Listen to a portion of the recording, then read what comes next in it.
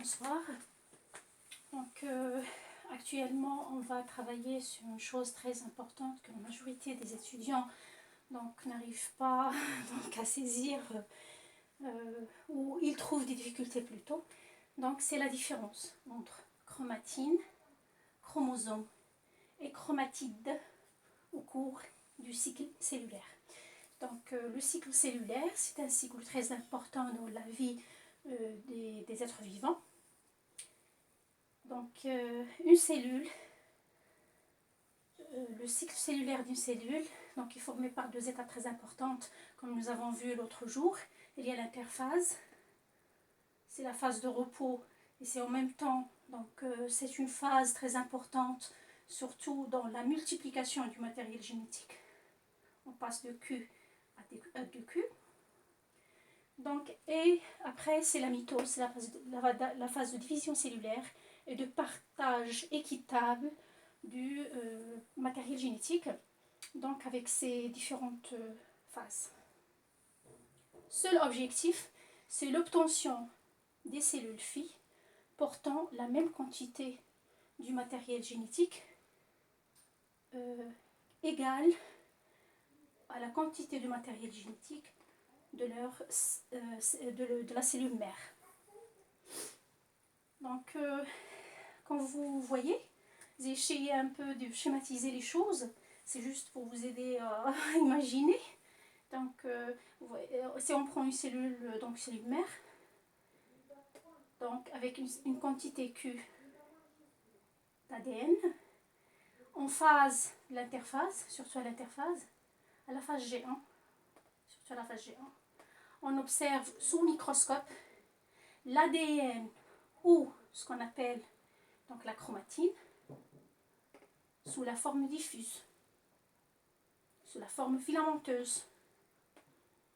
Donc ici, j'ai fait exprès donc, de mettre que 4 filaments, 1, 2, 3 et 4, donc pour qu'on puisse compter ensemble et voir avec précision ce qui va se passer après. Donc en phase S de l'interphase, c'est une phase très importante en interphase, c'est une phase de duplication de matériel génétique. Chaque filament de l'ADN va former son duplicata. Il reste donc vous voyez 1 prime, 2 prime et ainsi de suite.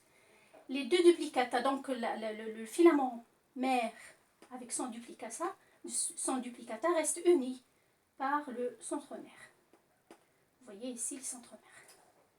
Toujours, donc on passe ici en phase S, on passe de la quantité Q à la quantité 2Q. Mais, donc, on garde toujours la cellule, elle est encore en phase de repos.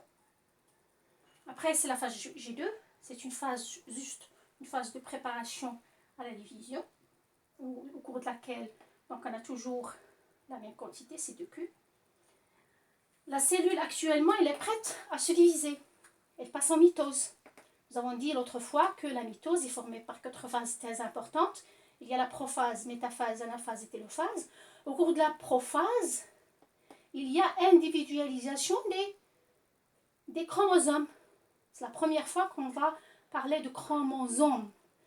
Donc, les filaments que nous avons vus tout à l'heure, si on prend le cas des filaments 1', donc vous voyez qu'il y a une certaine torsion des filaments, de sorte, donc ils se condensent, ils restent unis, ils se condensent pour la préparation et la division, la séparation l'un de l'autre.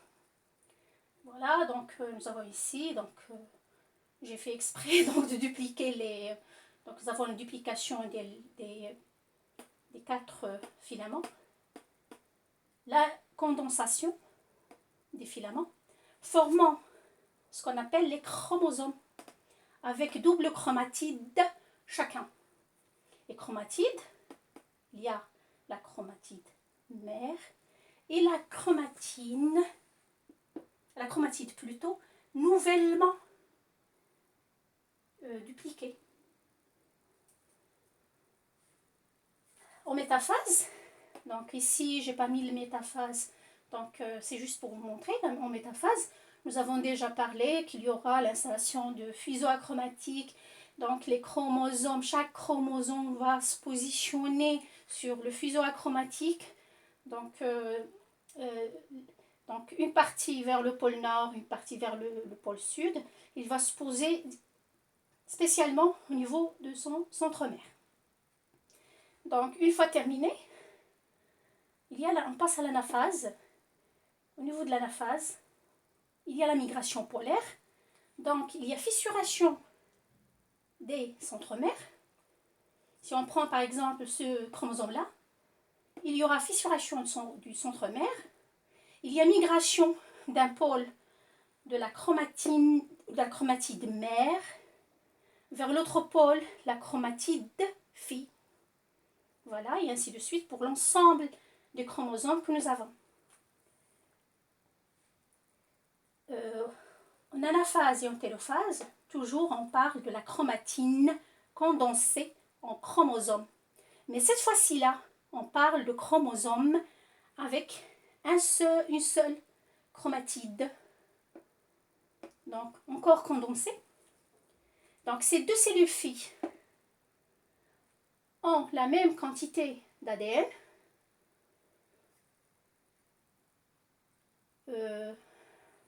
Une quantité égale à la quantité de la existante au niveau de la cellule mère qui les a donné naissance.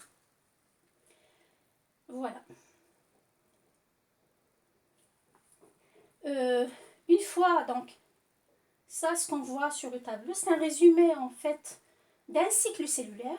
Donc, on passe d'une cellule à deux cellules filles. Une fois ces cellules filles, donc une fois la division c'est terminé, chaque cellule va vivre plutôt son cycle cellulaire, le cycle formé toujours par ces étapes-là. Donc on passe de cette étape-là donc à l'étape G1, S, G2 et ainsi de suite.